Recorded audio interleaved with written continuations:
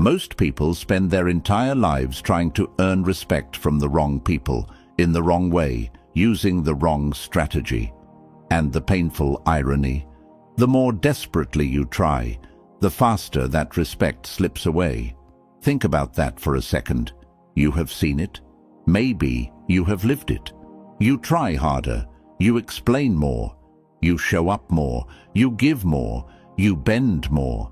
And the person on the other side, the enemy, the rival, the person who clearly does not have your best interest at heart, they do not soften. They get bolder. They push harder. Because what you showed them was not strength. What you showed them was a target. Enemies do not respect the person who tries hardest to earn it. They respect the person who appears to need it least. That is not a motivational quote. That is a psychological principle, one that Niccolò Machiavelli documented 5 centuries ago with the kind of cold, ruthless clarity that made his work controversial then, and still makes it uncomfortable now. Because Machiavelli did not write about how the world should work. He wrote about how it actually does work. He wrote about what people genuinely respond to, not what they say they respond to, but what moves them at a behavioral level. People do not respect kindness in the face of conflict, not because kindness is weak, but because in a power dynamic, consistent softness signals that you can be pushed. And people, especially the ones who are working against you, will keep pushing as long as that signal remains. But here is the other side of that equation, and this is equally important. Enemies do not respect aggression either, not real, lasting respect. When you react with anger to every provocation, when you fight back loudly and visibly, what you are actually doing is handing them control. You are proving that they can move you. That with the right words, the right action, the right pressure point, they can shift your emotional state completely. That is not dominance. That is dependency. So what do people actually respect? They respect psychological advantage. They respect the person who seems to be operating on a level they cannot fully access. The person who is calm when the room is chaotic, who is patient when everyone else is impulsive, who appears to be playing a game that nobody else can completely see, let alone beat. Machiavelli called it the quiet control of the situation, the ability to shape outcomes not through noise, but through strategy, not through reaction, but through positioning. And the people who master this, even partially, experience something most people never do. Their enemies begin to recalibrate around them. Not because they demanded it, not because they fought for it, but because something in the way they carry themselves makes aggression feel like a bad investment. Today, we are going through 7 strategic shifts from Machiavellian thinking that will silently reshape how the people around you, including the ones who oppose you, see you, position themselves around you, and ultimately treat you. These are not tricks. They are not mind games. They are frameworks grounded in real human psychology, and every single one of them is something you can begin applying immediately. Stay with me through all 7, because they build on each other, and by the time we reach the end, you will see the complete picture of what genuine psychological power actually looks like, and why most people never access it. Now, I want you to drop this affirmation in the comments. I control the game. Let's get into it. Number 1. Control the frame of interaction. Every interaction runs inside a frame. A frame is the invisible premise underneath the surface of what is being said.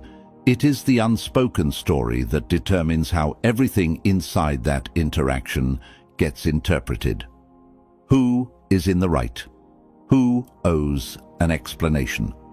Who carries the burden of proof? The frame is set before the first word is spoken, and whoever sets it controls the entire dynamic that follows. Most people walk into conflicts without realizing this. They respond to what is being said on the surface.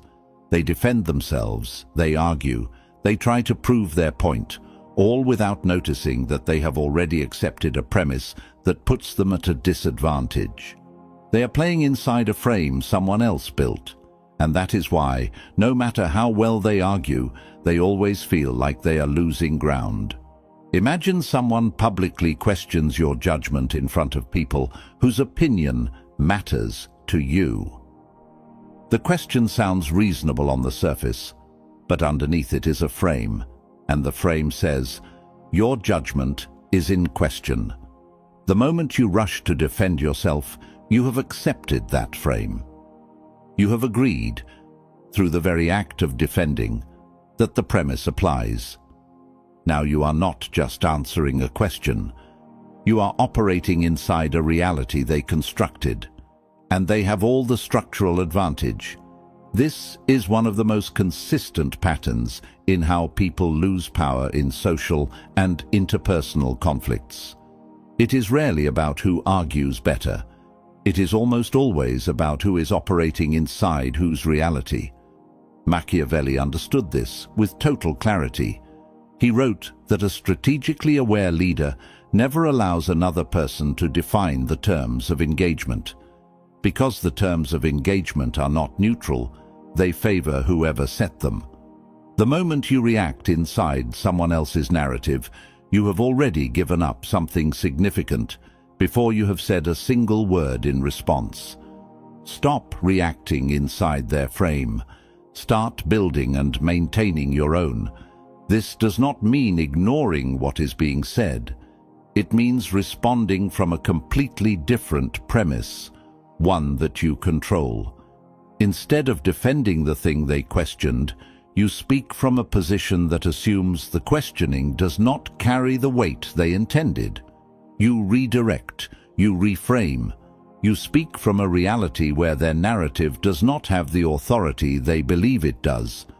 The most powerful communicators in history have always done this instinctively. When someone tried to put them inside a frame they did not choose, they did not argue within it. They rejected the premise and replaced it with a stronger one. They made the original frame look small by simply refusing to operate inside it. In your own life, this looks like refusing to over-explain your decisions to people who are not genuinely asking for understanding. It looks like not shrinking when someone implies you need to justify yourself. It looks like redirecting a baited conversation toward a higher level rather than engaging the bait. It looks like responding calmly and confidently from a position of settled authority rather than from a position of defense. Before responding to any provocation, pause and ask yourself, am I about to step inside a frame someone else built for me? If yes, find a way to respond from your own reality instead. When people sense that their frames cannot trap you, that you always seem to be operating from a more settled, more grounded position, they begin to recalibrate. The psychological handles they were counting on are not there, and that absence alone changes how they approach you. Drop this affirmation in the comments. My frame, my rule.